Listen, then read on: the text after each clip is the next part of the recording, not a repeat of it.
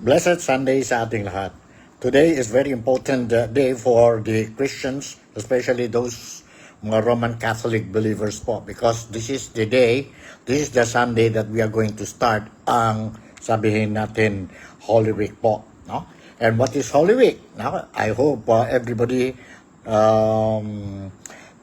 hindi nakalimutan po ano ang Holy Week, ang significance ng Holy Week sa atin po, no? Mga believers, mga Kristiyano, mga Roman Catholic faithfuls. And for your information, ang Holy Week begins for Christians such as those in the Roman Catholic majority, especially dyan po sa Pilipinas, no? Majority of us are Roman Catholic believers. And itong occasion ito, this will commemorate the entrance of Jesus Christ into Jerusalem. Huwag natin kalimutan to. It recalls the crowds of welcoming Jesus or Him by waving palm branches and laying on the grounds, recognizing Him as the Messiah as He rode a humble donkey po as He entered Jerusalem. Yon po, this is the significance of the Palm Sunday natin which we are celebrating itong araw po. So it's a day obligation. Kailangan po, ibig sabihin, we have to go to church. We have to go to church po, no? Attend Mass Sunday po. And the whole week po, let us try to make it a very solemn one for each and every one of us who is observing the Lenten season or especially itong Holy Week po, no? Na mayroon tayo. Sa Sunday, we are going to rejoice because that will be Easter Sunday na po. Ibig sabihin, our Messiah, si Jesus Christ, was risen again, no? After He was crucified by the Romans, no? And may mensahe din ang presidente natin, si President Ferdinand Bongbong Marcos po, no? Sa Holy Week, ang Holy Week message niya.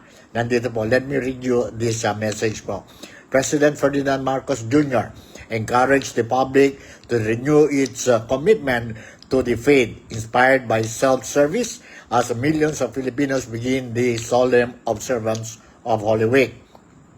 In his Holy Week message released kahapon po, or yesterday, or Saturday po, March 28, Marcos urged Filipinos to take a moment for a brief pause, rest, and reflection during this sacred season. May this Holy Week strengthen our resolve to become a nation guided by faith, united in purpose, and inspired by self-service, the President said in his message po. Sa akin naman po, I just want to say na this Holy Week po, let us devote ourselves, no?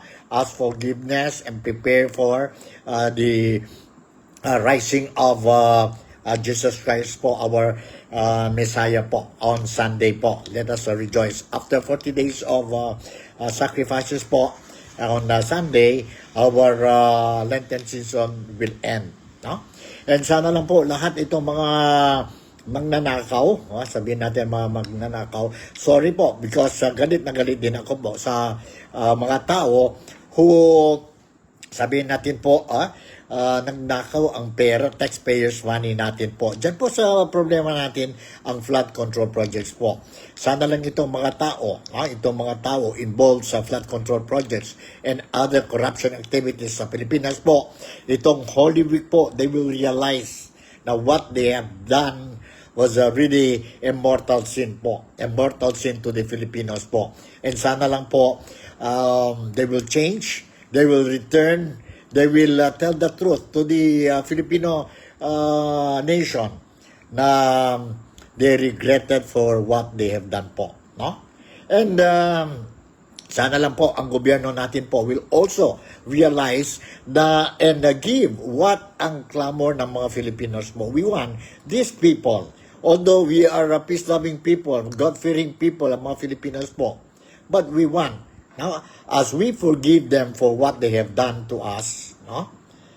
Now, we forgive, but we want them that they will be punished. They will be put behind bars. And it will serve as a lesson to others to others who are still contemplating to do this kind of greedy, unhealthy, and inhuman, sabihin natin, activities po, no? Activities. Sana they will regret po during this whole week and they will come out and tell the truth. Yan po. So, okay, welcome na welcome mga Filipinos dito po sa Malaysia, particularly sa Sabah dito sa programa natin Nick Talk, The Real Talk with Nico. And of course, ang mga Filipinos sa iba-ibang parte ng mundo, especially ang mga overseas Filipino workers natin po. Welcome na welcome kayo dito sa programa natin Nick Talk, The Real Talk with Nico. And of course, ang mga kababayan, kapatid, and kaibigan natin dyan po sa Pilipinas. Ito po ang programa natin, designed to pass mga latest updates dyan po sa Pilipinas, be it political, economic, and other things po. No? I won't be able to give you all the news, but mga importanteng news lang po, no? I will be giving you po, no? Dito together. Together with some video clips so that you will be able to understand ano talaga po ang mga notisya that I am presenting or giving sa inyong lahat po. Okay, let's start with our program, and at this time we will touch on the kahapon, bising-bisi tayo po sa birthday ni Tatay Digong, belated birthday kay Tatay Digong, and at the same time belated 89, sabihin natin 89 na anniversary ng Davao po, which they celebrated also yesterday. Congratulations to all the Davaoeños and those who are residing and working in Davao po. Sana nang-enjoy kayo po ang anniversary ninyo dyan po sa Davao. And those who celebrated ang birthday ni Tatay Digo, maraming salamat for showing ang iyong suporta kay Tatay Digong po and to the Duterte's family.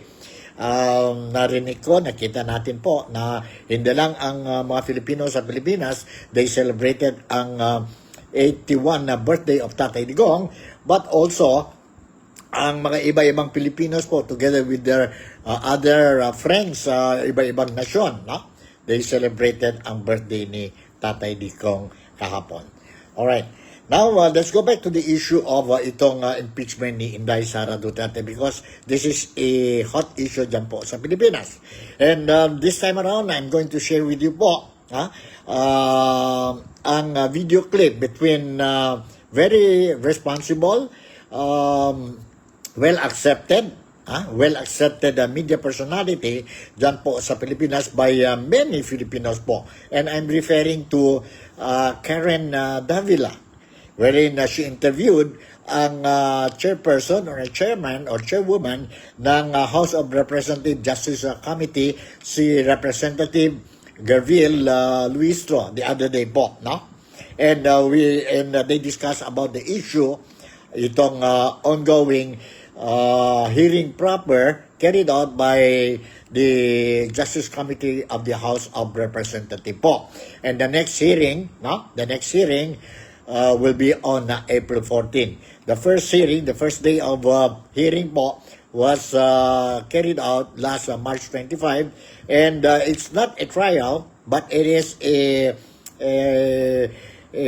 hearing proper lang po to determine kung may substance ba, kung may probable cause po, and to clarify ang mga ebidensya po na mayroon dyan po sa dalawang impeachment complaint against Inday Sara Duterte. Nagiging controversial ito po dahil si Representative Gerville Luistro, she used the word, no? I don't know, sabi niya po, her intention in using that word, mini trial po, just to make it clear to everybody na ang what they're doing, ang hearing po, is not a real trial. But because of that phrase that she used, mini trial, nagiging controversial talaga ito po and a very hot issue. Anyway, nandito na po ang video clip that I want to share with you po na exchange of words between Karen Davila and chairman or chairperson Representative Gerville Luistro po regarding itong issue. Let's watch and listen to this po. As a witness, Tapos kayo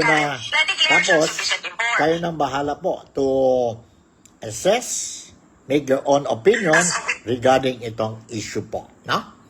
Nandito. Let's watch and listen to this. You hold on.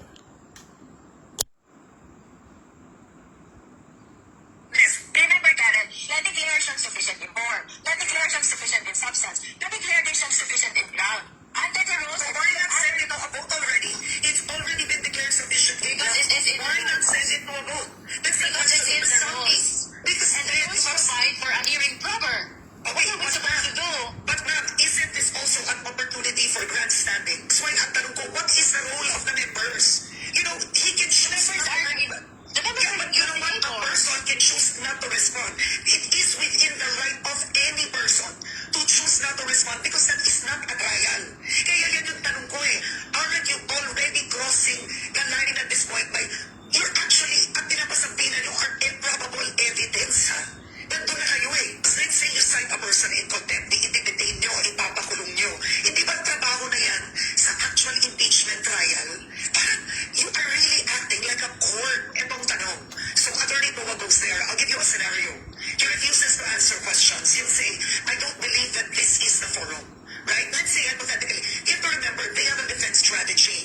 I mean, I don't know what it is, but what if Michael Boa will be used as a witness in the trial proper? Because you yourself said he was in a position then, right? During that time, he knows where the funds were spent. So he may not be one of the lawyers in the hearing in the trial proper, but they could use him as a witness. We don't know that. But by bringing him there, o sasabihin ng kasamahan mo, we will cite you in contempt for not responding. So that's when this gets blurry. He can choose not to respond. He can choose not to cooperate because it could be a part of the strategy. This is why ang tanong ko, what is the role of the members? You know, he can choose not to... Yeah, but you know what? A person can choose not to respond. It is within the right of any person to choose not to respond because that is not a trial. Kaya yan yung tanong ko eh. Aren't you already crossing the line at this point by you're actually, ang pinapasabihan nyo are improbable evidence ha? Nandun na kayo eh. So yan ang tanong ko, okay, what if Attorney Boa refuses to respond? Can you cite him in contempt? Oh, that's a basic question. Can you? He has to cite the ground for refusing to respond. Okay, so a possible response, Mr. Chair, I cannot respond because this will be part of the evidence in the upcoming trial. By responding, we will be handing out our strategy. As a team, we have decided not to respond in this hearing. O paano kayo ngayon? Because they are not recognizing the constitutionality of the proceeding. And that they can say, we recognize this, but I am limited. I cannot give out details. O paano it will depend on the members of the Justice Committee. By rules tayo. Inciting how far can you go? Resource persons in contempt, no? Okay. It will depend on how the justice members will be reacting to the failure or refusal of the resource person or the witness to respond. Because let's say you cite a person in contempt, i-detain nyo, ipapakulong nyo. Hindi ba trabaho na yan sa actual impeachment trial? Parang you are really acting like a court. That's my question. If you go this way, I have another question. You bring in the Sal-N of the Vice President, right? That Representative Redon says increased by 100-fold. I am reading it right now, okay? Which is fair, okay, that her Sal-N increased from 2007 to 2005, I believe. Yun ang contention, okay? The Sal-N in itself is not a crime, right? But she has to defend how her Sal-N increased. O, eto tanong ko, ma'am. By defending it in the House, is not that already a trial? It is part of the investigators and it is incumbent upon him to know the truth behind these allegations. Remember, Karen, na-declare siyang sufficient in form. Alright, yun po, no? Kita natin ang exchange of answers or words between Karen Davila and si chairwoman or chairperson ng Justice Committee ng House of Representatives, si Representative Gerville Luistro. Diyan ba ang issue po ngayon, no? Parang nakita natin, karamihan ng mga Filipinos, they are looking at it, including some lawyers po, no? They are looking at it na itong, especially when she used the word, Luis Ro used the word mini trial po. Sabi niya, so that is already a trial. And the other thing that they are questioning now po is that yun na po, yung motion na para sa supena po ng mga SALN ni Inday Sara Duterte, supena to appear ang si Attorney Michael Lapoa and many more. And no less than ang representative din po si Congressman Rufus Gutierrez or Rodriguez was saying na hindi tama ito what we are doing, no? Hindi tama ito po. Kaya nga karamihan ng mga motion during the first day of the hearing last week na he objected po. He objected. And because of this, nakita natin po just recently, last Friday yata yun po, ang mga lawyers, no? Lawyers, private lawyers, they filed a petition for TRO. TRO dyan po sa Supreme Court dahil itong issue sa Justice Committee hearing po. Nandito, let me share with you isang video clip po about ang petition for TRO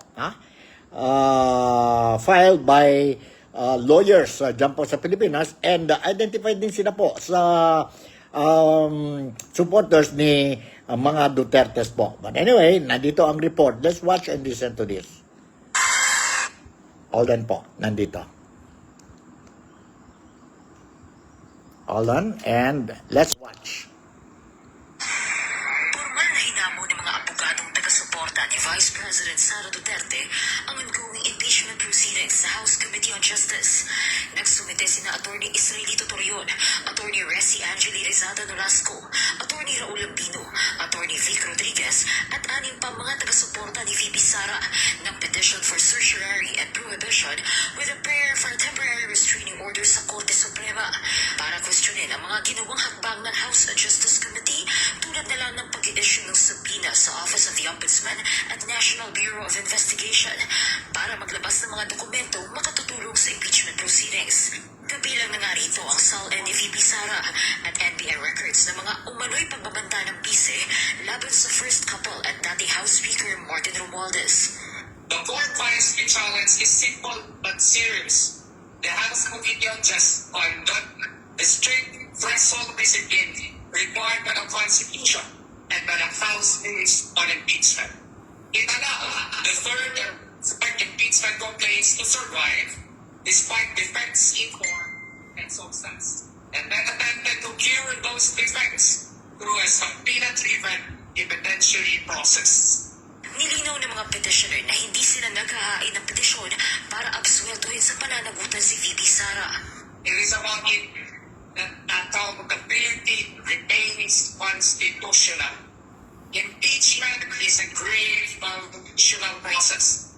It is not a political free-for-all process. It is not a mechanism that may dispense, improvise, or reverse depending on the identity of the respondent. Kaya hinihiling ng mga petitioner sa Korte Suprema na ipawalang bisa ang mga naging aksyon ng komite at pigilan na ang mga susunod pang pagdinig. Nararapat lamang daw umusa ng impeachment kung may sapat na batayan ito at sa pamamagitan ng prosesong pinagtitibay ng salikang batas.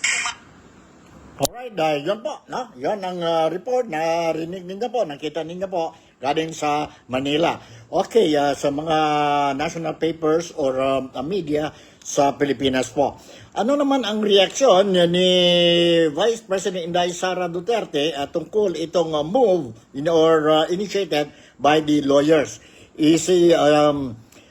Mayroon ba siyang role played dyan po sa petition o wala? Nandito po. Let's watch and listen to this video clip of Inday Sara Duterte.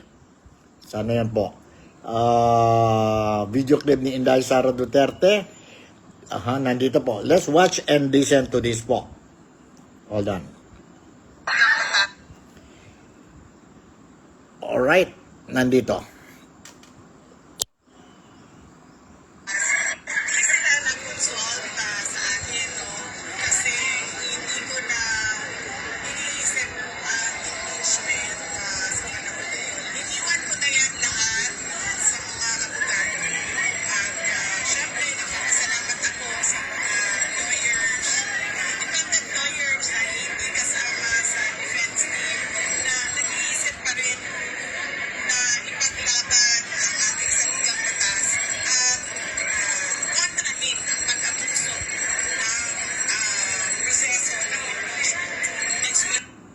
Alright, yun po. No? She has nothing to do po. They did not consulted her. Itong mga independent lawyers po on their plan to bring the matter sa attention ng Supreme Court.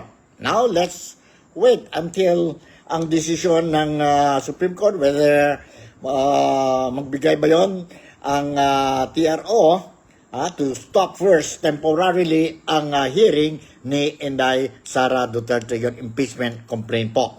Nandito another media report regarding the issue po. Let's watch and listen itong mga reports coming from the Philippines regarding itong issue ni Inday Sara Duterte. Hold on.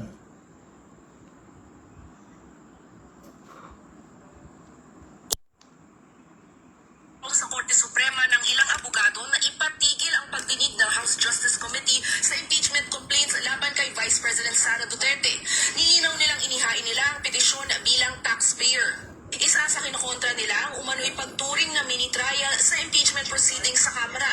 Labag umano sa saligang batas ang pagdinig. Pagdating lang sila. Pagdating sa pagdinig, pagdinig sa trial, pagdating sa presentation of evidence,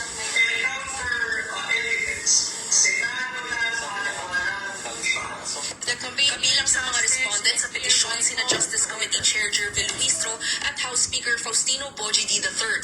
Pero ayon sa House Committee on Justice, susundin nito ang anumang utos na ilalabas ng Korte Suprema, bagamat bahagian nila ng constitutional process ang kanilang ginagawa sa pagtukoy sa probable cause. Nabanggit din ng mga petitioner ang pagpapasapina ng komite para sa mga statement of assets, liabilities, and net worth ni Duterte. is conducting a deer fishing expedition, which is not sanctioned under the 1987 Constitution or in the rules of the House of Representatives. Depensa ni Bicol Saro Party List Representative Terry Riton, may otoridad ang komiteng magpasapina ng mga kailangang dokumento sa ilalim ng House Rules on Impeachment. Wala rin aniyang legal personality ang mga petitioner na dalhin ang issue sa Supreme Court. Una nang sinabi ni Luistro na malaya ang mga nag-aakusa na dumulog sa Korte Suprema. However, in as far as the Justice Committee is concerned, we are merely following the rules of impeachment which was approved and adopted pursuant to the power that was given under the Constitution, particularly under Article 11. Inuna naman ni Representative Joel Chua na miyembro rin ng Justice Committee ang pahayag ng papo ng bise na labag sa konstitusyon ang isinasagawang impeachment proceedings. Lahat na lang sinabi niya, unconstitutional. Now, by the, lahat ng nakalagay sa ating saligang batas, ito po ay sinusunod namin, pati sa rules. Ngayon, unconstitutional pa rin. So, ano ba talaga? Hindi nakataka-taka kundi inaasahan na ang paghain ng petisyon para kay Akbayan Party List Representative Percy Sandanya. Ayon naman kay ML Party List Representative Laila De Lima, dapat nang pagsabihan ng Korte Suprema si Duterte na huwag silang gamitin para umiwas sa pananagutan. Binatikos naman ng isa pang abogado ng pangalawang Pangulo ang pagpapatawag ng komite kay Ramil Madriaga. May sinusunod umanong politically motivated agenda ang House Justice Committee nang tanggapin nito ang salaysay ng isa umanong polluted source. Itinanggi ito ni Luistro. Let us remember that the purpose of the hearing proper, the preliminary investigation, the clarificatory hearing as distinguished from the trial which will happen to the Senate, hindi naman lahat ng in-offer na evidence ng complainant are accepted with gospel truth. Matatanda ang pinasapina ng komite si Madriaga at handa rin umano siyang isailalim sa protective custody. Alright, yun po, narinig natin. And ano kaya ang reaction din po, ang statement made by the Vice Chairman of the Justice Committee, and I am referring to no other than ang Vice Chairman ng Justice Committee, si Representative Isabel Zamora po. No? Isabel Zamora also identified with the group opposite sa mga Duterte po. Nandito po, I will share this video clip sa inyong lahat po. Hold on po, nandito. Let's watch and listen, and kayo na bahala po to make any conclusion. Conclusions po. Nandito. Sa totoo lang po, we expected them to file this petition. Sabi nga natin, it is more than 100 pages long. How can they come up with the 100 plus pager petition in a few days right after we had our hearing in the Committee on Justice. So obviously matagal na po itong pinaghandaan. Pero hindi po yun. Ang sinasabi po natin ay last year po nung tayo ay sumabak po sa impeachment, sila po ay nag-question sa Korte Suprema saying that the way that we filed the impeachment and transmitted the articles of impeachment before the Senate was unconstitutional. Dapat daw po hindi dumiretso doon. We bypassed rules. We did not follow the Constitution. We did not follow the rules of the House of Representatives. Ano po ang nangyari doon? Naglabas po ang Korte Suprema ng desisyon back in July saying that we should follow due process, that while that we should follow due process and afford the Vice President her rights under the Constitution, and this will be done by going through the House Committee on Justice.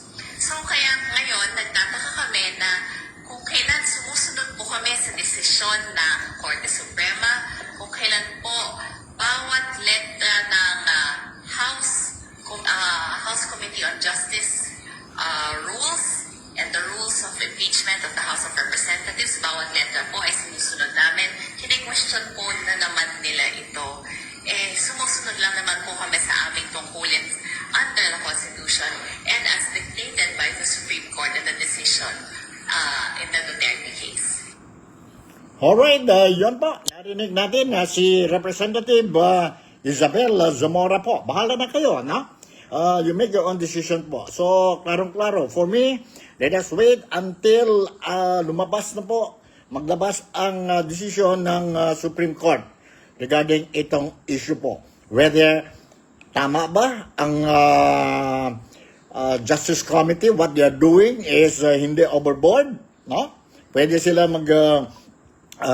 issue ng subpoena so that they will be able to get evidences po, to support ang affidavit ng mga witnesses nila po, or tama ang grupo ng mga lawyers who filed itong petition for TRO dyan po sa Supreme Court. Let's see po. And I believe that ang Supreme Court po, no, will come up with a decision, no, early, no, dahil itong issue, may problema pa tayo ng conflict po, no. Itong problema natin ng oil and gas dyan po sa Pilipinas, ang presyo. And dahil sa mahal ang mga gasolina natin po, crude oil natin sa Pilipinas po, tumaas din ang mga presyo sa bayan natin, no?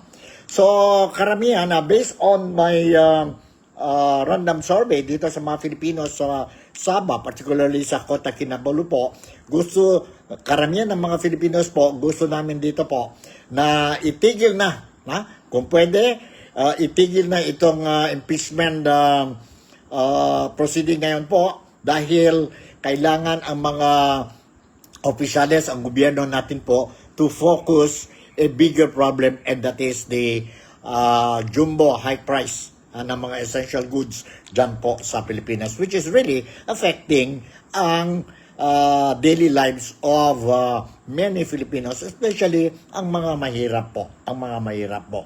Sabi ang gobyerno, sabi ni BBM, normal lang daw ang sitwasyon sa Pilipinas, wala tayong problema sa supply ng gasolina, diesel, petrolyo dyan po sa Pilipinas. But on the other hand, sabi naman ang government agencies, ang Department of Energy, na they fear baka ang Pilipinas will experience dryness when it comes to itong very important liquid, ang oil natin po. Ang mga gasolina, mga diesel, mga petrolyo natin sa Pilipinas po. So, normal ba ang sitwasyon sa Pilipinas o hindi? But I tell you, if you ask me, I said, Hindi ito normal na po, and you have to do something.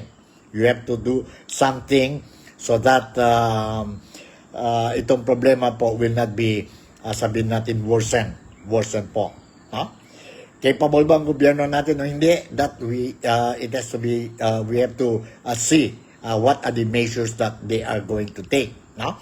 Now and the coming weeks, months po. Sana lang po itong conflict dyan po sa Middle East will not prolong, because if it will prolong, grabe na grabe po. Senior na ang US dollar natin po, centennial na ang presyo ng mga gasolina dyan po sa Philippines po.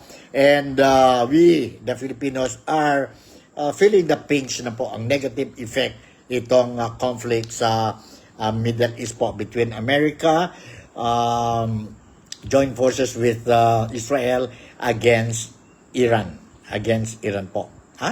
So yon ang sitwasyon po, ang sitwasyon sa Pilipinas. When we talk about sitwasyon sa Pilipinas po, may good news tayo dito. Good news tayo. Ano naman itong good news tungkol sa gasolina, diesel natin sa Pilipinas. Pero may good news pa rin. Let's watch and listen itong good news po.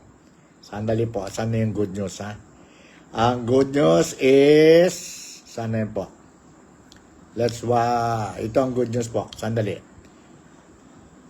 Totoo ba itong good news o hindi? Kayo nang bahala. Let's watch and listen itong good news. Good news naman po para sa lahat ng ating mga kababayan. Dumating na po ang unang shipment ng diesel na inangkat ng Department of Energy. Tinatayang nasa kumulang 22 billion liters o katumbas ng 142,000 barrels ang karagdagang supply na ito para sa bansa. Ang nasabing pag-angkat ay isinagawa katuwang ang mga attached agencies ng ahensya gaya ng Philippine National Oil Corporation at PNOC Exploration Corporation. Napahagi ng target ng ahensya na hanggang 2 milyong bariles na dagdag supply ng Pilipinas. Tiniyak naman ni DOE Secretary Sharon Garin na nakatutok ang ahensya para sa karagdagang supply ng langis sa bansa. At ito ay bahagi po ng kanilang hakbang para hindi maantala ang araw-araw na pamumuhay ng mga Pilipino. Alright, yun po ang good news. Darating na po ang supply natin po. Sana totoo yun po. Anyway, tungkol sa Holy Week pala, no? Before I will forget, tungkol sa Holy Week, na kumusta ang sitwasyon natin. May shortage tayo sa gasolina, mataas na ang presyo. And let's watch itong video clip that I want to share sa inyong lahat po tungkol sa Holy Week natin po this week. Hold on. Nandito po. Let's watch and listen to this.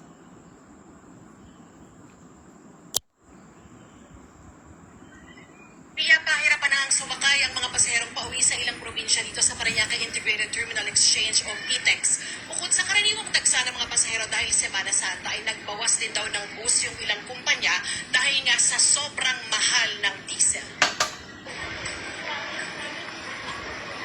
Sa datos mismo ng PTEX sa Parañaque Integrated Terminal Exchange, mahigit 70% ng mga biyaheng pabikol ang fully booked na hanggang April 2 o sa Huwebes Santo. Puno na rin ang ilang biyahe pa Laguna, Batangas, Quezon, Mindoro, Visayas at Mindanao hanggang Huwebes Santo. Sa karato lang ito ng isang bus company, puno na ang mga biyahe nila hanggang April 3, Biyernes Santo. Yung ordinary namin ngayon, napuno na rin. Kaya wala nang pakante. Trans passenger na din po ang punuan na po. Bakit po ba? Ganito ka agad na po? Advance po kasi kami ng 2 months po. So, bali, mga nag-online book po na nakapabook na po, nakabook kapag book. Ang senior citizen na si Nelly, halos 3 oras na naghihintay kasama ang pamilya. Kailangan niya pa naman umuwi sa Pio Duran Albay para umabot sa graduation ng mga apo. Ngayon, hirap na hirap talaga po. Yung iba ko nga kasama wala pa yung ticket. Kaya nag-aantay ng chance passenger. Pabalik-balik din sina Popoy sa teller para tanungin kung may mabibili ng tiket ang Catanduanes. Mas mahirap ngayon dahil kailangan mo talagang mag-advance booking. Kabilang sina Emeline sa nakakuha ng tiket pa Camarines Sur. Pero 4 na oras ang ipinila nila. Okay lang ma'am, nag-test po talaga kami para makauwi lang po sa pamilya.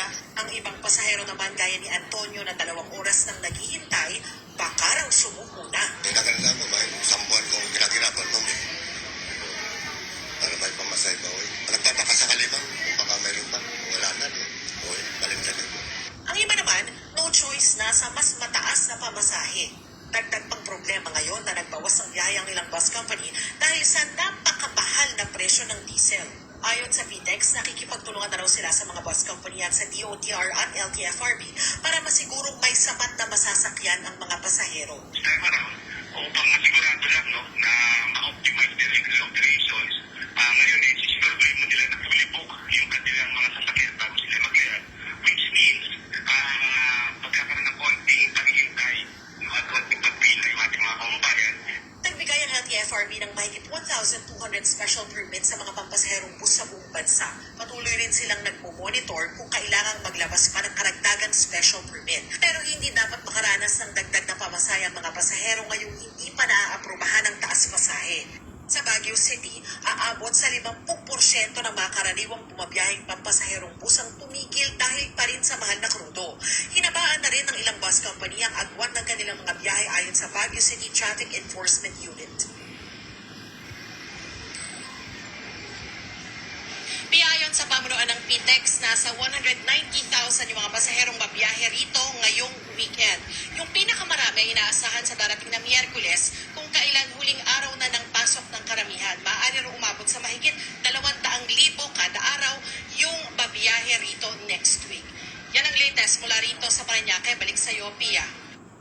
Okay, yan ang latest po tungkol ang mga kapatid, kaibigan at kababayan natin po dyan sa Pilipinas sa Holy Week, ditong week po. Wednesday, they're expecting more passengers will be coming out and they are going back to their, sabihin natin, lugar po, mga probinsya nila po. And yun po, marami ang gastos for this year dahil tumaas po ang presyo ng gasolina at saka menos ang biyahe ng mga buses natin sa ang transportation dyan po sa Pilipinas po. Alright, punta naman tayo po sa birthday ni Tatay Digong, yesterday. And let me share with you ang video clip ni Representative or Congressman Pulong Duterte. He is nandyan po sa The Hague, dyan po sa tatay niya po, si Tatay Digong, and he rubbed shoulders, entertained din po, talk to the Filipinos, ang dami mga Filipinos nasa The Hague po to show support kay Tatay Digong and celebrate ang birthday niya, 81st birthday po, March 28. Nandito po, let's watch and listen itong mensahe ni Congressman Pulong. Congressman Pulong po. Nandito. Let's watch and listen to this po. Hold on. Nandito po. Sandali. Alright. Nandito. Okay. Sandali. Okay. Una sa lahat, nagpapasalamat po ang buong pamilya sa pagdalo ninyo dito sa Hague para sa 81st birthday ng tatay namin si PRRD. Happy birthday, Dea! Happy birthday! Nandun tulong. Naubos ang wala akong masabi sa dami. Parang ito rally. Rally yun. Sa Binisaya, nagandang salamat ka ninyo. Kung akong pagkakong higayon ay sa katong mga nitambong sa Davao, sina Congressman Barsaga, Congressman Leviste, Congressman Cardema, si Marnito Pasio, dagang salamat kanilang tanan. Ug sa gabinete ni PRRD, hapit pamatikok ganiha si Mujaldea. Dagang kayong salamat kaninyo sa kanunay pagdugdog sa adlaw na tauhan ni PRRD. At sa lahat ng nandito, to my brethren from Belfast, maraming salamat mga kuyang. To Merciful Lester Balabat from UK. Maraming salamat. At sa lahat, meron pa Germany. Canada, Ireland, mukhang ang buong mundo nandito sa Hague ngayon. Kumita ba ang Hague sa akin? Hello po, ma'am. Ano pa ba? France, okay na naman ibanggit yung France. Pilipino po tayo lahat. Oh, yeah. Saan man sa mundo. Ay, thank you, sir. Ayun, galit na, oh.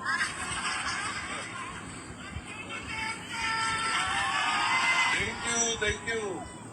At sa yung parating pa lang, at sa mga dinaanan kong hindi nakapapicture, ewan ko anong gawin ni Alvin, pwede sigurong by batch na lang dito magpa-picture. Bago ako umalis, kasi yung anak ko wala pang lunch. Pati ako. Ulitin ko po, maraming salamat at sa lahat nagpadala ng sulat para kay PRRD dyan sa detention unit. Maraming salamat sa inyo. Yun po lahat ay nasa bahay niya ngayon. Siguro mga 10 sakong sulat din nandoon. O, tapos mayroon pang isa dito, may bagong sulat, galing kay ma'am. Naupo ko lang masabi sa dami ng tao. Thank you for loving my father this much. Yes. Very much. Yes. Maraming salamat po sa inyo at maraming salamat sa patuloy ninyong pagsuporta, lalo na kay Bibi Inday at sa aming pamilya. Yes. Maraming salamat po, mag-ingat tayo at malaki na naman kita ng egg sa sabi. Thank you po and to the officers and staff of the detention unit. Maraming salamat sa nurses at doctors sa nag-alaga sa kanya. Healthy po siya, medyo tumaba na. Yun lang na, medyo hindi naliligo dahil isang katabi matulog. Maraming salamat po. Alright, yan po, narinig natin si Congressman Pulong Duterte po, nasa DH siya po, no? Si Inday Sara Duterte nasa Pilipinas, pero si Congressman Pulong nasa DH together with Kitty yata yun, no?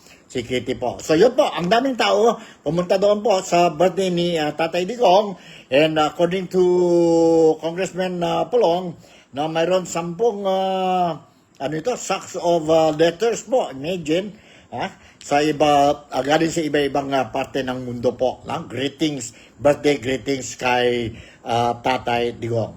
Alright, punta naman tayo po sa 89th anniversary ng Davao, which was celebrated yesterday. And mayroon tayong dito video clip kay Mayor Baste Duterte po.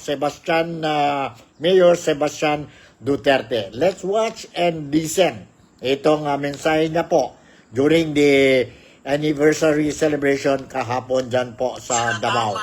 Let's hold on. Alright, nandito po. To all the Davaoenos, I would like to say belated anniversary sa inyong lahat po. Nandito ang video clip. Sa government officials, other distinguished guests, usaganan ninyo mga Davaoenyo. Pinangunahan ni Davao City Mayor Sebastian Duterte kasama ng mga opisyal ng lungsod ang selebrasyon ng Araw ng Davao, kung saan sama-sama nasaksihan ang taunang parada Davaoenyo na nilahukan ng iba't ibang sektor mula sa mga magagawa, kabataan, katutubo hanggang sa pribadong organisasyon. Nakisa rin sa pagdiriwang si Vice President Sara Duterte na lalo nagpinisiglang ang kahalagahan sa okasyon bilang pakikisa sa mga Davaoenyo sa mahalagang araw ng lungsod. Sa kanyang talumpati nagpasalamat si Mayor Baste sa mga naging bisita kung saan binigyan din niya ang papel ng mga ito bilang mga revolusyonaryo na sa kapila ng mga panahong mahirap magsalita ay nagkakasagot ng loob na ipahayag ang kanilang saloobin laban sa kawalan ng katarungan. Kapoy na kayo mga masuko ba mo nang nagdala po kong mga kauban na po suko pot. O di, magtakatungog mo. Pero gani, mga tauhanan nagtuo ko nga naan sila yung mga revolusyonaryo na kasing-kasing. Kay sa panahon, kung kanus anisod kay mutingog, kini mga tauhan na nag-iimbitan ako dere sa akong likod karon. Pipila lang ni sila nga na istorya sa kamatuoran ukon sa gay tinuon nga nahitabo sa atong nasod karon.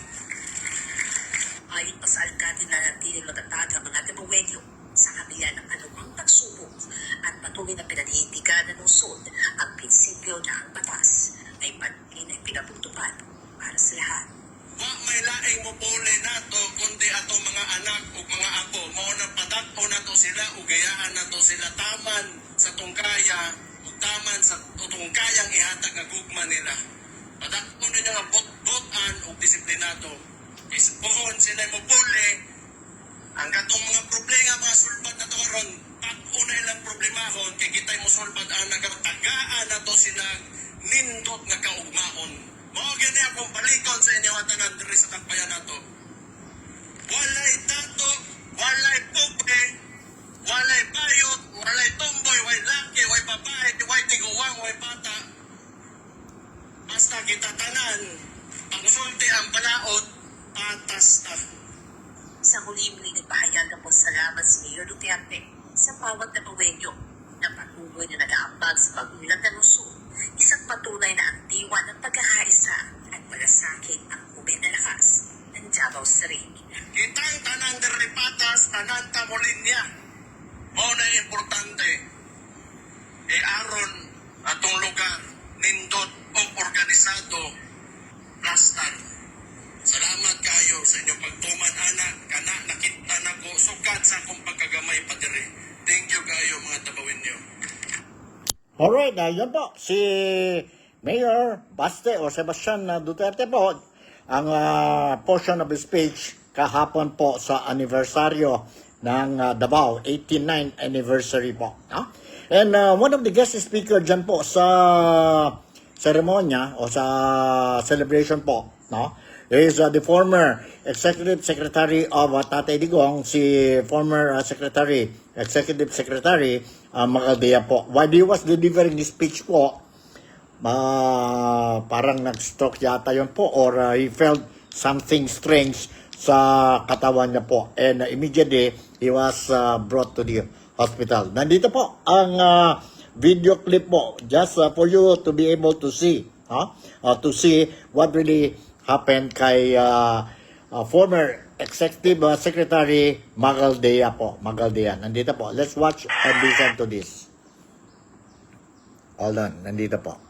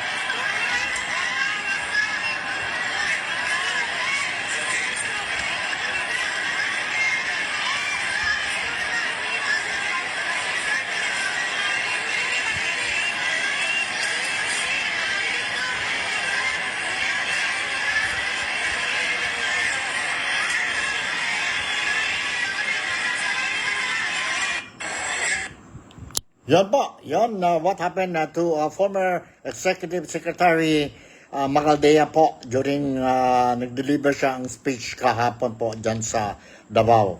And he was rushed to the hospital and the latest updates na narinig natin po o we receive po, he is far from danger. Far from danger po. So yun, ang latest updates natin dito po sa sabihin natin na programa natin, Nick Talk, The Real Talk with Nico on a Sunday afternoon po. Sana maskin paano I managed to give you the news that you deserve, no? Hindi naman siguro lahat po. So yun ang mga importante po, no? And with this kind of information, I hope that you understood, no? Managed to see the real picture, ang picture po what is happening dyan po sa Pilipinas. So with this, siguro hanggang dito na lang ang programa natin. Once again, si Nico Fabian would like to say thank you very much for making me a part of your day today. Let us make this Holy Week a very solemn one po. No? A solemn one. And sana po, tayo po, kung may mga kasalanan naman tayo po, no? Let us repent and change our life po. No? Let us be good to ourselves, good to our fellow countrymen, mga brothers and sisters natin po. And let's continue to take God as our, sabihin natin, guide sa buhay natin po, so that we won't be able, we will not fall into ang mga traps ng devil, ng Satan po, no? Lahat tayo po, let's do everything good para sa atin at saka sa kapwang tao natin po, no? So with this, again, Malaysia, Sabah, the Philippines, God bless us all. I'll see you in my next episode. Bye. And of course, I love you all.